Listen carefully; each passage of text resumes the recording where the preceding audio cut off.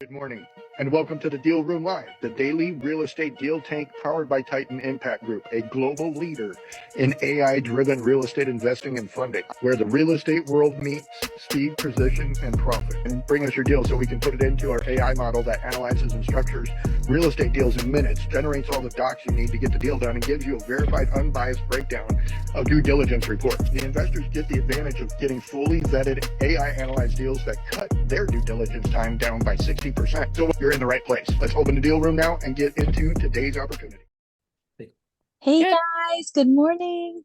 morning. Here we are in Denver, Colorado at the Gaylord Resort. Barbara Corcoran is speaking at the conference right now. She's the one No way. How awesome. really amazing story. I want to actually go back and hear the rest of her story. It's really powerful. She started like a multi-million-dollar real estate company with like $1,000, right? Something like that. Yeah, because her husband decided to leave her and marry the secretary. And then she said Wow. he came back at her and said, "You'll never make it without me." She said, "There's nothing better than an insult to motivate." Right? Yeah, she sold her company for $66 million. I love that. I bet That you is relate to awesome. no better motivator than an insult. Nico. Who's Nico? Promo. Nico? He's the one that's got that super cool app that does Right. the audio of your goals and stuff, which I Yeah. want you all to do. There he is. Hey, Nico. So Oh yeah, I yesterday, couldn't see myself, and then Laura was like, "Who's this Nico guy?" love it. People. Glad you guys are here.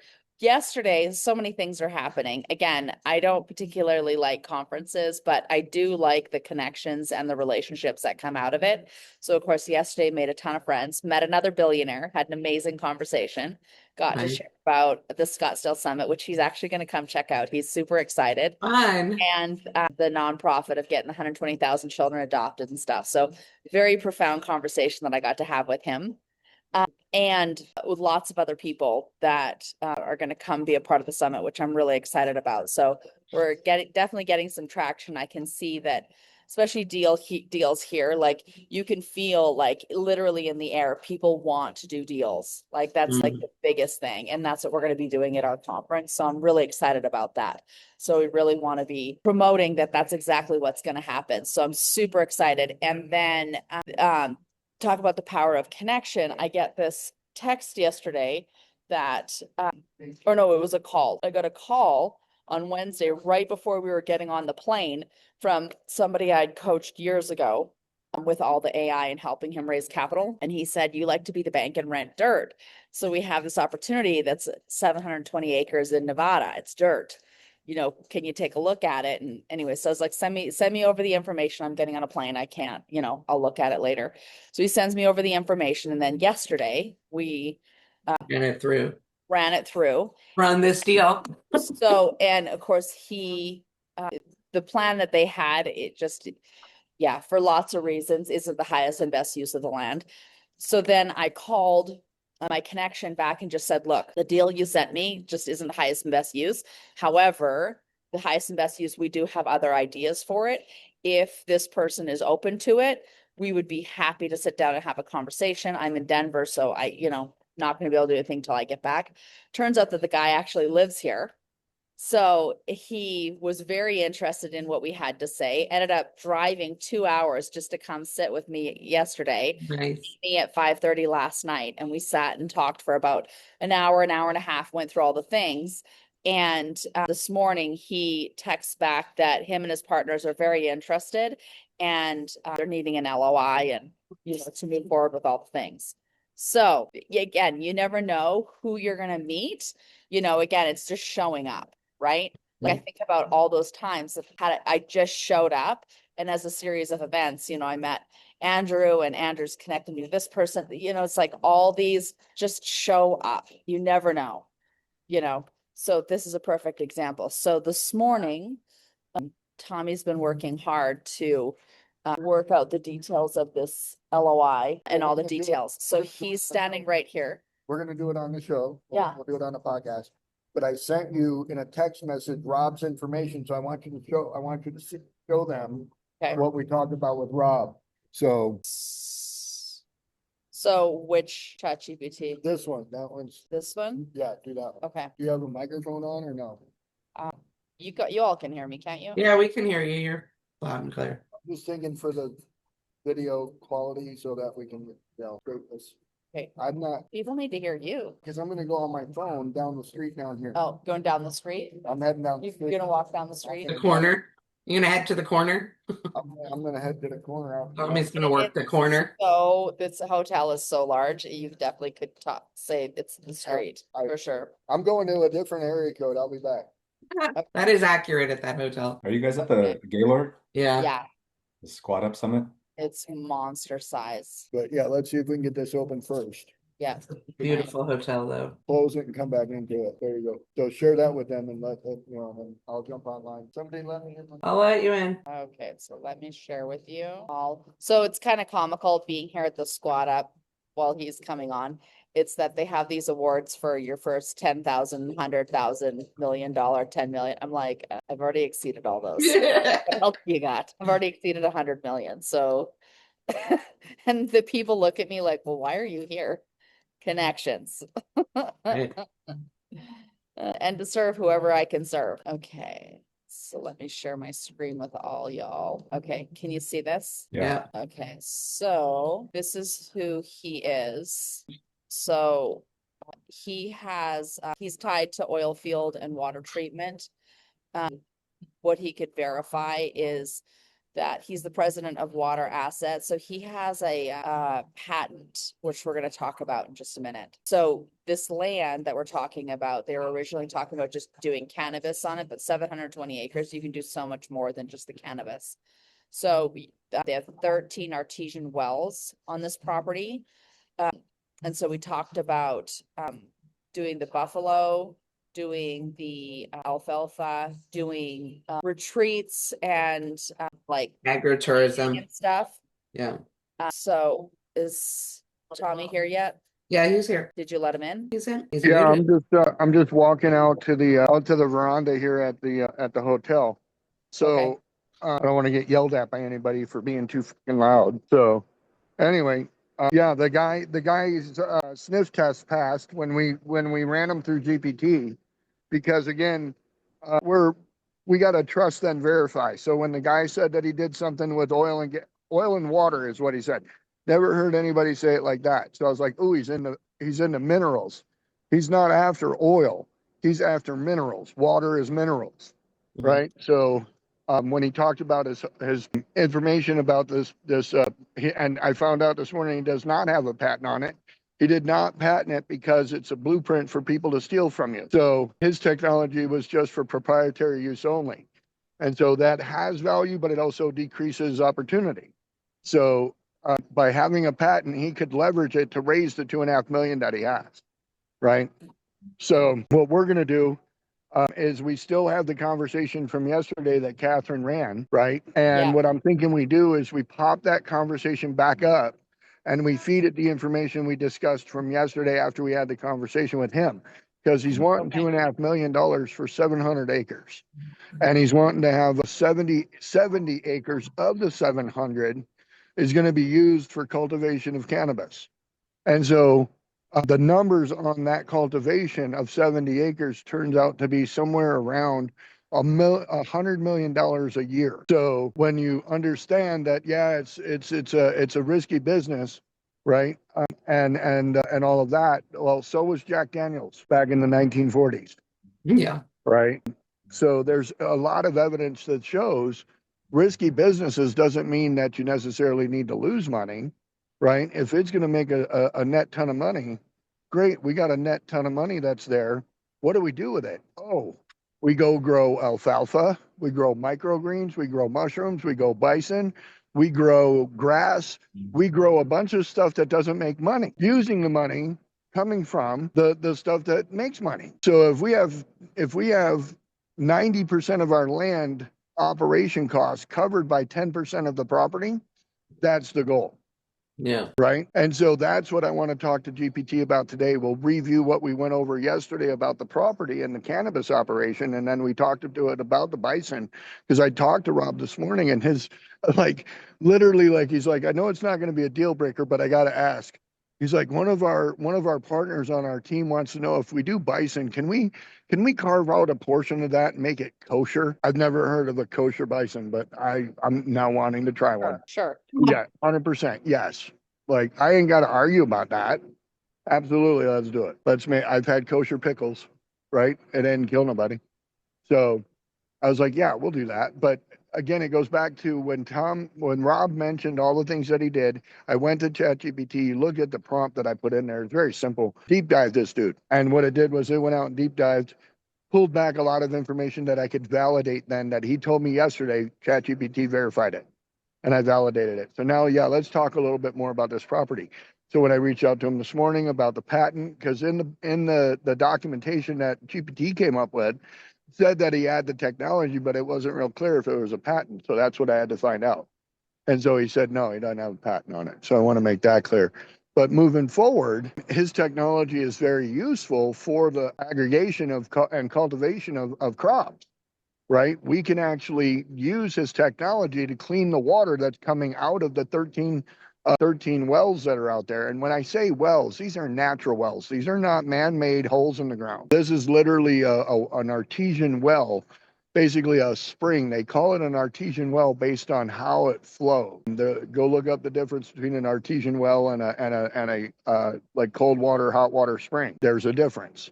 And so it's all based on like what it does, but it produces somewhere around 1 million gallons a day. And so what we can do with 1 million gallons of water a day when it comes to agricultural projects like growing alfalfa, microgreens, mushrooms, bison, all these different things, vertical farming in and of itself. Like Nevada's not the best place to do any kind of corn farming or anything like that, in my opinion, but it certainly would bode to be out there with solar panel trailers that you can grow vertical, farming in blueberries, raspberries, stuff like that, tomatoes, so vertical farming is a wonderful idea for out there because we can actually produce our own energy right from that site to maintain that stuff, right? And then the water's there, it's free. So we got free water, free energy. And then the land is all we really got to worry about and cover. And the cost of doing all of that comes from growing the marijuana and selling it at $100 million a year. So it's good to bank on that or have that as a backup. But as I told Rob this morning, we're going to have to build out the other 90% of that 700 acres because 70 of it is for the cannabis. The rest of that has to be built out in a way that it makes at least a profit of 1.2 DSCR, right? Debt service coverage ratio. So whatever it's going to cost us to build all that out, it needs to be able to produce that and 20% more, right? And so if I can show that, then whatever the cannabis thing brings to the table pushes it that much further over the edge, right? But for banking purposes and banking documents and working with investors, the cannabis has to be an icing on the cake. It can't be the cake, right? It's in an opportunity zone, which means that we can produce 90% of that opportunity zone structure. That 10% cannabis part cannot be directly related to the opportunity zone fund. But what it can be is an asset held outside of it, right? So we have a holding company that has two parts of a holding company. There's the part that holds 90% of the assets, and then there's the part that holds 10% of the assets outside of the opportunity zone fund. So there's a lot of work to be done there and researching that and discovering if whether or not we can do that. But, talking to our GPT about it, getting the lawyers to validate and confirm it, it'll get done faster, right? So let's take a look what we got going on right here.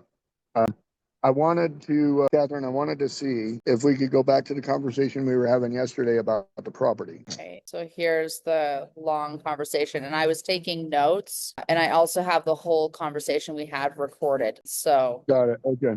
but I Well, didn't again, pull that script into this. Do you want me to pull that script in? yeah, if you want to do that, that'd be great. Pull the script from the conversation we had into it, and then let's also let's start while you're going to do that. Let's have a conversation with it about setting up the 1090 split, and on the 90% of the property, what are we going to do with it? Because we discussed yesterday splitting Okay, it up so into do you 20. wanna, do you want me Let to me prompt it. Let me prompt Okay. it. Let it cook, and then go get the conversation. Ready? go? We want to have. Hold We on. want to have. Hold on. Let me try this again. Okay, go. We want to have a conversation about taking this property and dividing it into 20 to 25 parcels. The parcels need to be at least 36 acres per parcel. So divide it all up into 36-acre parcels, and give me an idea of what the appraised value of each parcel would be based on area comps of those size those size lots. Um, uh, we know that as a 700-acre property, the value is set at what 700-acre properties are going for. So by subdividing this down to 36-acre parcels for agricultural production purposes and cultivation, would that be able to increase the value of the entire property by having 35 separate, I'm sorry, 20 or 25 separate parcels that have, with most of them having artesian wells on them. So believe like over half of them would be, have direct access to water, while the other parcels would have rights to that water. So go ahead and run a report on this and report back what you feel like the value would go up to. Currently, it's 2.5 million for 700 acres. What would the value increase to if we had 20 or 25 36-acre lots? Run that deal. And again, like, a human being would not appreciate you rambling like that. Let me just put that out there, right? Because if I had to listen to myself talk, I'd smack myself. Smack myself. I You would Irish? smack Irish myself. now? With that Yeah. last name, you're not Irish, my friend. Smack myself. So we're getting close to the 17th. That's all I know. So, That is true. but again, this is the point to why GPT is awesome. It's because I can ramble at it. I can word dump. I can verbally vomit all over it, and it doesn't get upset about it. And it actually comes back with something, more logical than I fed it, for damn sure. To live and breathe and actually move. So anyway, while it's cooking, why don't you go get that conversation, Miss Bell? I'm working on it right now. Okay, cool. Tati, I got some news back yesterday from Dalen, and we got an LOI finally sent over and signed for them to come back and let us know what they think, which we are excitedly open to and looking forward to. The part that I get worried about is, like, I don't get worried about a counteroffer. I get worried about if they say yes too fast. Because if they say yes too fast, then I feel like, what happened? Like, did I mess up? Right. And so anytime in the past where I've said yes too fast, I end up with like really, really, really, let's just say end up with really close partners, because I've been very generous apparently and didn't realize the value of whatever I had. I've done that with a car before. Like, I sold a car, I didn't realize it, but it was a special VIN number, and that VIN number, there was only like 500 of these cars, which made the value of it 10x. But the guy, I sold it for $1,500. The guy's like, okay, great. Didn't even, I'm like, wait a minute. And then after he bought it, of course, he's like, yeah, this thing's worth $7,500. I'm like, you mother, really? And so I only needed the 1,500. I didn't need 7,500, but it would have been nice to know that the vehicle was worth that. And I could have like got it up to like $3,000 or $4,000, but Pawn Stars, if anybody's ever watched that TV show, it cracks me up. People bring in like a guitar. They had no idea what it's worth. Rick, the guy behind the counter, is like, let me call an expert. Expert comes in, tells him that the guitar is worth 20 grand. The first thing the dude says is, I want 20 grand. Rick's like, duh, that's what I'm going to sell it for. You want to pawn it? Tell me how much you want. I'll give you 5, right? Yeah. That to me is way more fair than waiting until you've given me what I want and then being like, I gotcha. So But Laura, to that point, what? Sorry, I need to pause you for a second. Laura, I just sent you the audio. It's not letting me transcribe it from my side. I'm hoping it'll let you transcribe it from your side. It's the second half of the conversation. The first half was the presentation. Was it on Fathom or was it on Quad? No, it's in my Apple Notes, and for some reason it's not transcribing right now. Where'd you send it to me? I texted it. It's like trying There to it goes. see. It's just popped through. All right, So well, do you want to just take a look at, talking. why don't we just take a look at what came up then? Because I want to do this LOI before we get off the call. Okay, so I'm screening 2 ways, current bulk value. Are you seeing this? We're seeing. Tommy, are you seeing this? Did we lose him? No, he's Yeah, here. I can see it, but talk through it, like, because we're Okay, so video. we found a structural issue. 25 parcels at 36 acres each is impossible on 720 acres. The math caps you at 20 full 36 acre parcels. If you want to stay 40 acre bucket under Nevada's land sale exemptions, you'd be looking at 18 full 40 acre parcels instead. So here's the clean read on the math. 25 acres or 25 parcels at 36 acres does not fit. What the current appraisal is asking is 2.5 million as is. That's 3,400 an acre, and your ag divide does not automatically value retail per acre price for smaller parcels. The legal friction point, your target of 36 acre parcels is workable in concept, but not the cleanest threshold. Nevada's subdivision sale for subdivided land is at least 40 acres in Nye County. So do we want to go back and run it at 40 acres? Water is the whole ballgame. The idea only works if water can be allocated cleanly and defensively. The appraisal. Catherine, adjust your microphone, please. It's really dim. No, it's fine. It's fine. She's just not reading all the time. So the No, pitch, half the parcels have artesian well and the others just have rights, can only work if access is legally documented, water is properly Permanent or transferable. easement and operating agreements are recorded and each parcel is independently marketable. Without the water premium is mostly a story, not a valuation fact. My valuation take, I did not find direct 36 acre round mountain ag sale comps strong enough to support the precise retail appraisal today. So the honest way to run the scenario analysis, one, a current bulk appraisal of $3,400 per acre, the reasonable idea that the smaller ag parcels with real water access can sell for more acreage than the 720 acre bulk, which we knew. What I think the parcels are worth, floor case, no real subdivision premium. If the market treats this mostly as a chopped up rural ag lots and the water story is muddy, so 125,000 to 150,000 per 36 acre parcel, total gross is 2.5 to 3 million. That's basically no real win after the cost. The base case realistic retail. So if you create 20 legal 36 acre parcels, established recorded access and can show a credible parcel by parcel water plan, 162,000 to 198,000 per parcel, total gross value of 3.24 to 3.96 million.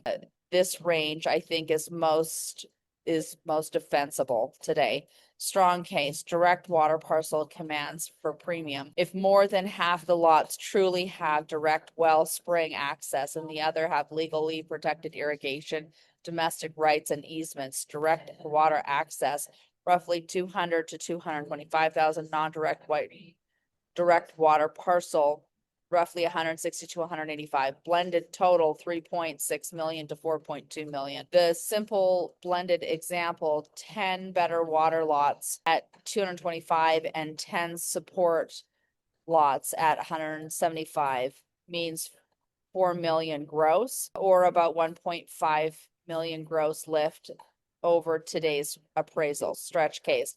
Best marketing options if the water is fully cleaned lot layer is small across access market access premium ag. So it's 4.5 to 4.7 million gross if possible, $6,500 an acre for retail math. So that's about 234,000 per parcel for 20 parcels.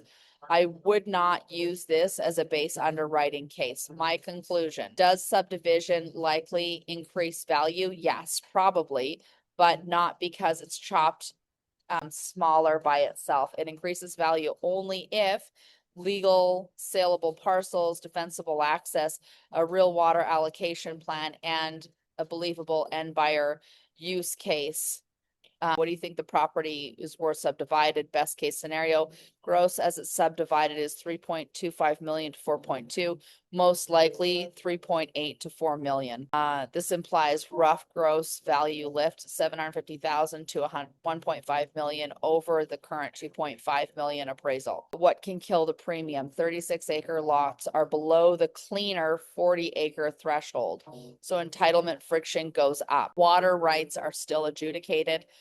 Absorption, selling 20 rural ag parcels takes time, and the appraisal itself is about 12-month exposure period on the current tract, not instant retail absorption. Best version of the plan. If the goal is maximum value, minimum friction, I would not lead with 20 acres at 36 parcels. I would lead with 18 parcels at 40 acres for a cleaner legal regulation story, or a hybrid plat with premium water parcels and larger support parcels. The shark verdict. Yes, subdivision can create value here. No, I would not underwrite a giant jump without water title plat work. Current best estimate is 2.5 million, or around 3.8 to 4 million gross as a well structure, and 20 lot egg splits with an upside more toward 4.2 million, only if the water is truly partialized and marketable. The next steps.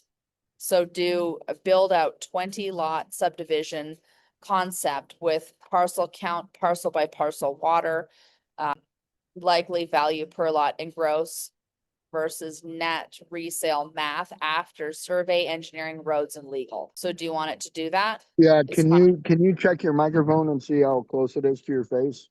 It's literally it's- right at my chin. Yeah, it's fine. I don't know, because I can hear Laura better than I hear you, and I'm just thinking for video purposes, it's going to be a pain in the ass on the volume side. Anyway, we'll look at getting better microphones. Yeah, tell it to. We do want to open a conversation with it a little deeper because it does make very valid points.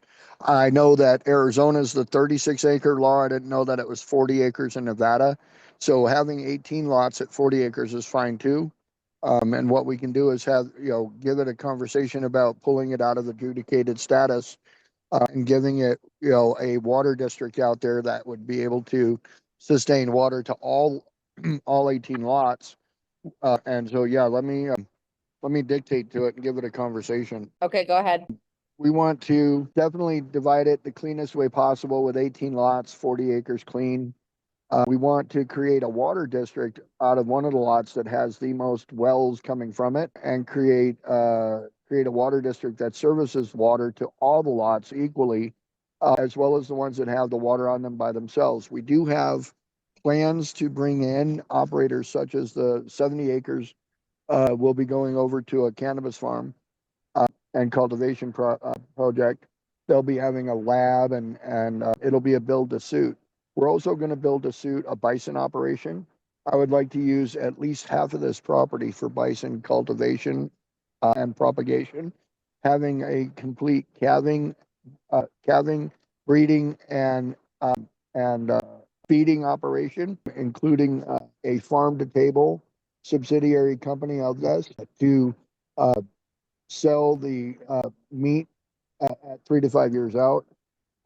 The rest of the property would be divided and sold off to other entities such as microgreen or a aquaculture operator, somebody that's growing microgreens, mushrooms, anything that's hydroponic, as we could set up hydroponic cultivation on the property.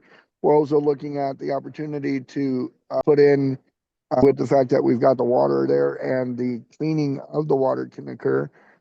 We believe that the water is suitable enough to create a bottled water company, and also to grow tropical fish or have a fish hatchery on one of the parcels. So go ahead and put together an entire MPUD, master plan agricultural development, MPAD, not an MPUD, and let's see what the numbers look like then, based on that future value of the operation, being that we would be doing this in conjunction with the cannabis operation on 80 acres. Do you want to add in the gross versus net resale math after survey, engineering, roads, and legal? No, I wanted to do that. Say that again? No, Okay. not yet. Because again, I want to put together the LOI to say that we have to give our reason of interest, right? So it looks legit, like we put forethought behind it. My phone's blowing up. What else do we have that's out there right now? I know that the website's done. They've got that worked up really, really nice. We got to get our pictures into the drive. So I was wondering who we could have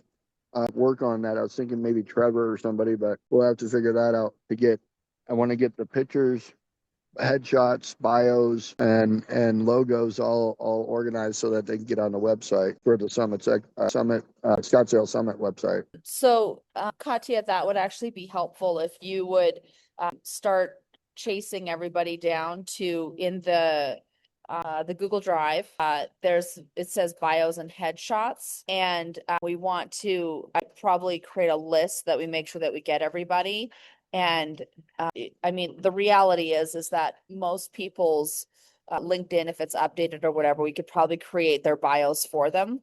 So we would just need updated web headshots. So if we could start moving through to get that done and give everybody, like, they've got 24 hours to, get that to us so that we can keep on track with the timelines for everything. Yeah, sounds perfect. I travel all day tomorrow, but I get back Saturday night, so tomorrow night, so I can get started on managing everything Sunday. Would that work? Or is that too late? Tommy? Say that again? If I get started on this Sunday, would that be great or would that be too Yeah, late? that's fine. Okay, No, just we're good. because I'm traveling all day tomorrow back home. Yep, no worries. Okay. All I'm looking to do is to outreach to everybody, see what picture they want for their headshot, see if we get a bio. We've got logos that I need to load up in there myself, but anyone that's interested in being a sponsor vendor needs to have logos pulled in. So we want to put together that outreach. Like if we're reaching out to somebody, we can say, do you have a logo or something like that you want us to put on the website? And kind of go from there, Yeah, 100%. Okay, I'll get started on that on Sunday then. All right, perfect. So this thing's still tasking. What's it doing? Yeah. It's Yeah. still thinking. Thinking Well, hard. thinking. You gave it a lot to think about. You rambled a lot. Cannabis. It's working it all out. And I just went over the website for the summit, I think 2 days ago, and just a couple of questions I had going over it. I know they're uploading the media and some of the videos on there as well. And then I noticed they are doing general admission refunds when someone checks in at the event. But then I know the refund policy is there is no refund. You can only transfer it 14 days before. So once someone checks in, if they just have a general ticket, they just get their money back for that, or how does that fully work? What's that as far as the event? For the event, I was just going through it. I noticed that it said once general admission checks in, they get a refund back for their ticket.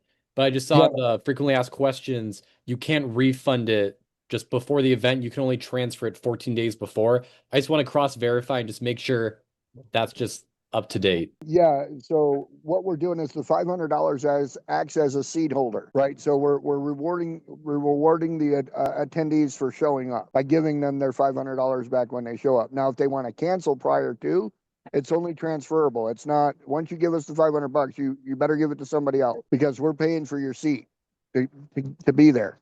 So once you show up, you give us the $500 back, or we give you the $500 back. You're basically just a general admission ticket holder. If they wanted to upgrade stuff like that, then we definitely are looking at reinvesting that $500.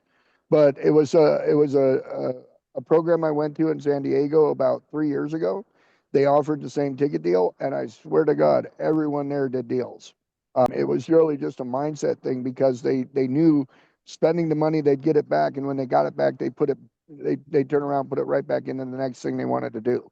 Right. So it's a sales psychology option that we're exercising so that because at the end of the day, if they come and they don't upgrade or anything like that, I still got to give my vendors the opportunity to sell to them too. That all makes sense. Thank you very much, Tommy. ScottsdaleSummit.com, Nico, for the website. Say it one more time. Laura. ScottsdaleSummit.com. Thank you. Okay, so it's finished. Oh, it's still thinking.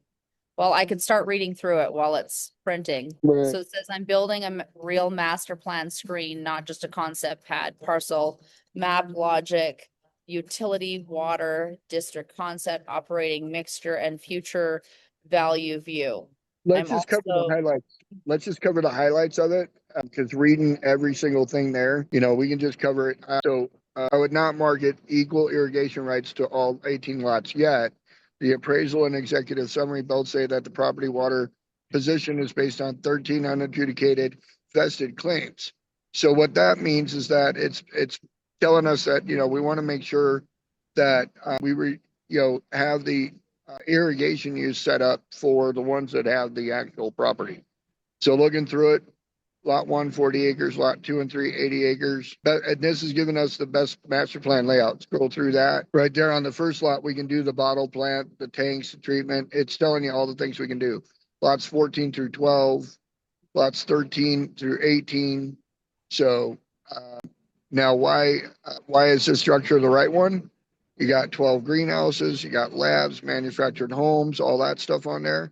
Water district. I would not start by trying to form a formal statutory irrigation district. So I love that it's giving us, and it gives us, see right there in the corner, it gives us the site, right? It gives us the source. So use a master utility parcel, okay? Keep going through.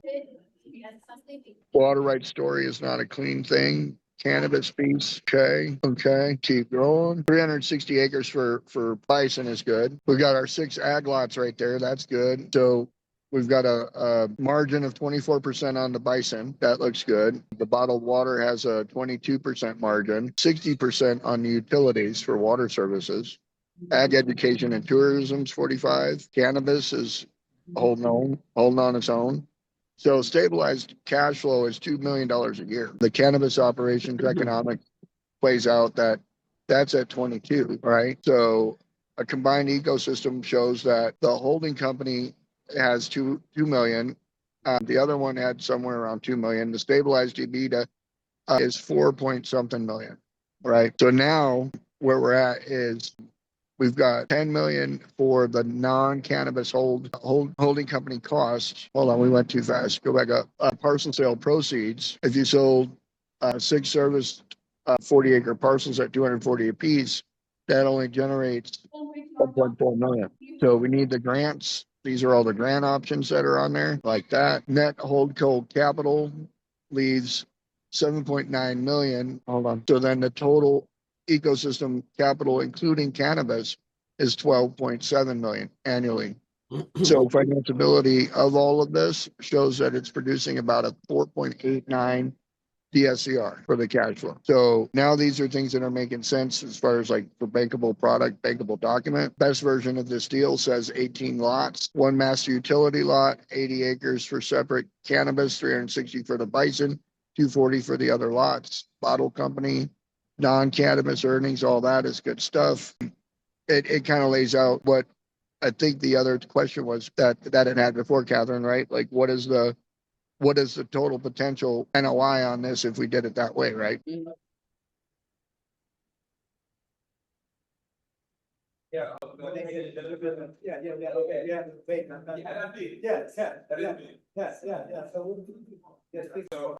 okay, so what would you like to do next? I was asking if you remembered the question from before. Sorry, it's super loud here. It said right here. So, Gross versus net resale, math, survey, engineering, roads, legal, yeah, right? So it was asking more about the development side of it, but I don't really like diving into what it's going to cost to build something until I know what it's going to cost to make, like what we're going to make from it if we spend that. Right. So that's what I'm saying. I think it answered that question based on what we've seen there with $12 million net income a year on that deal. Okay, so what do you want to do next? So let's go ahead and just get it ready to write an LOI. Can you just ask it the basic question to cover all the components of an LOI for commercial property? Hold on, I can barely hear you, so I'm gonna let you talk. Go ahead. Give me a list of all the things that we need for a properly written and professional LOI for this type of property. Show us what all the components are that we need to cover in an LOI. Because I saw. But I think, but I think what half you guys had already engaged.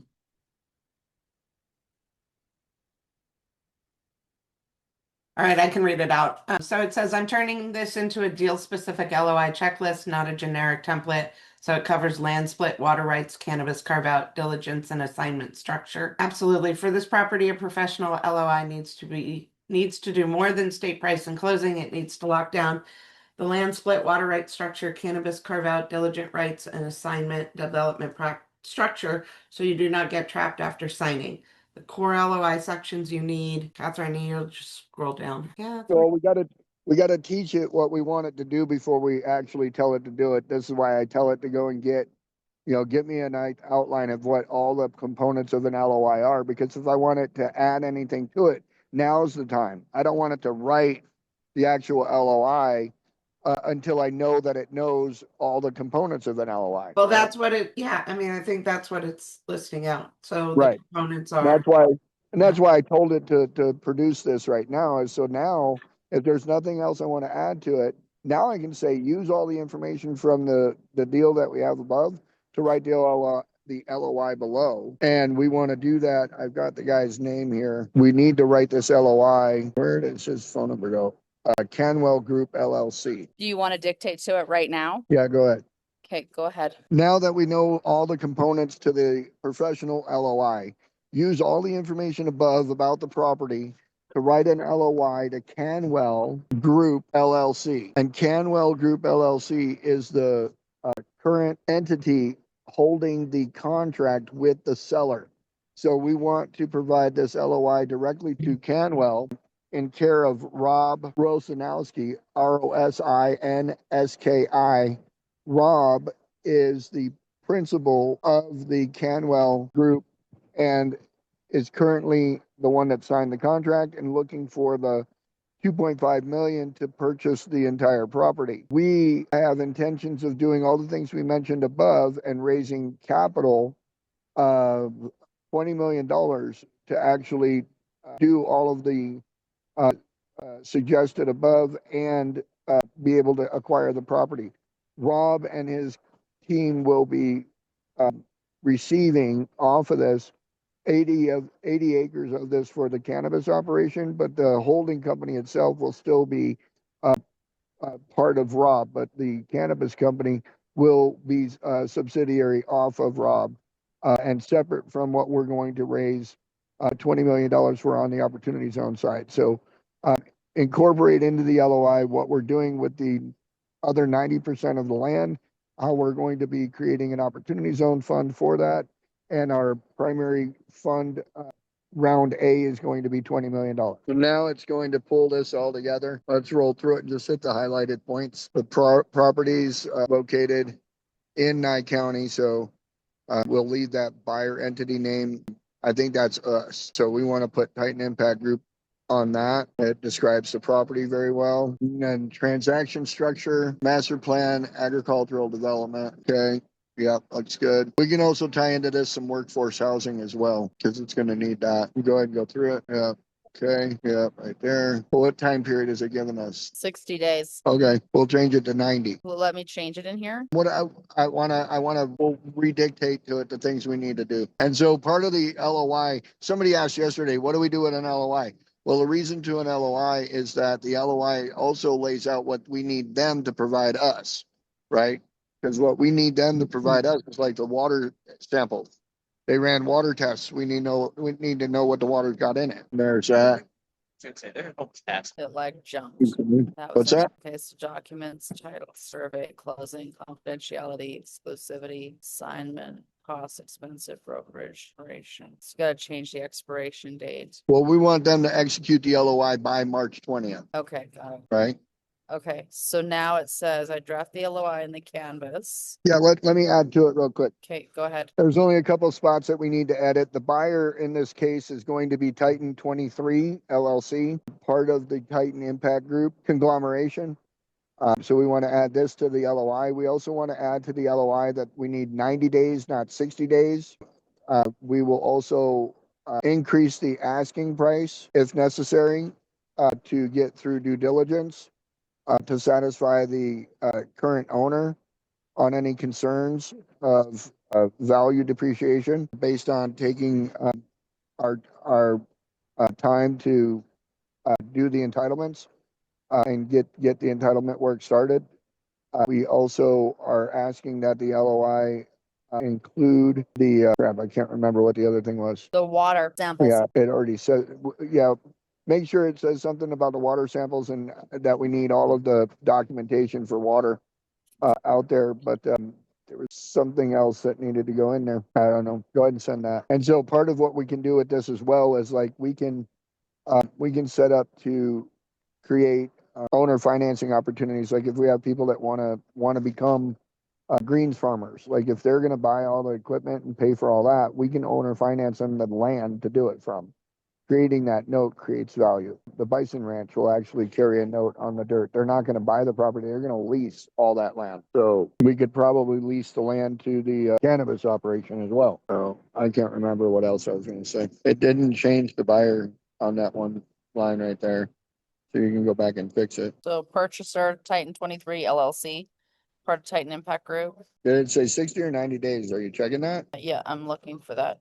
Feasibility, it's up higher. Cannabis. You went past it already. It says 90 days. Right, okay. Closing occur before 30 days after exportation. Feasibility.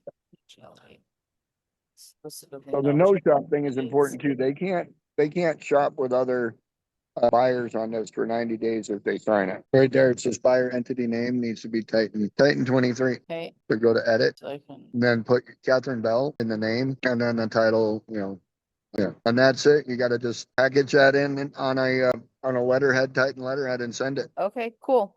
So it's 11:03. Yes. So let's just take us out in a prayer real quick. Heavenly Father, we thank everyone for the blessing in this day and the blessing in this life, and we ask that you continue to bless and guide us to do your will, and it is through your Son's name we pray this. Amen. Amen. Everyone, go have a great day. We'll see everybody on Monday. We'll be back on the regular schedule of Arizona, because being in Colorado is really throwing everybody off. We're gonna have our expo meeting on Tuesday and discuss like ramping that up as well. So I pray everyone has a great day, and we'll talk soon. Okay. Have fun. Katia, Bye-bye. travel safe while you're getting home, honey. Yeah. Thank you Everyone so travel safe. much. Thank you. You guys as well. Have a great rest of your event too. Thank you. Thank you. Bye, everyone. Bye, Thank Emma. you. Bye. Bye.